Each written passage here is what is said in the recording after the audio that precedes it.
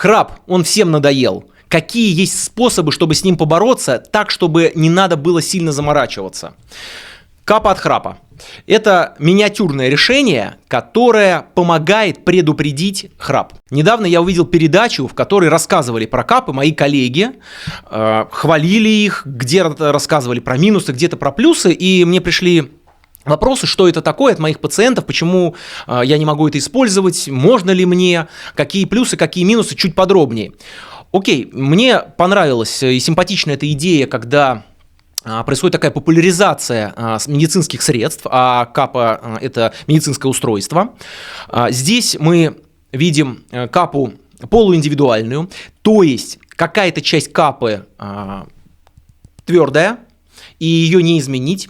Но если мы положим эту капу в воду горячую, зеленые части станут мягкими, можно ее прикусить, и, соответственно, она будет ваши зубы обволакивать и удерживать нижнюю челюсть. Каким образом? Мы вставляем капу на верхнюю челюсть и этим упором не даем нижней западать.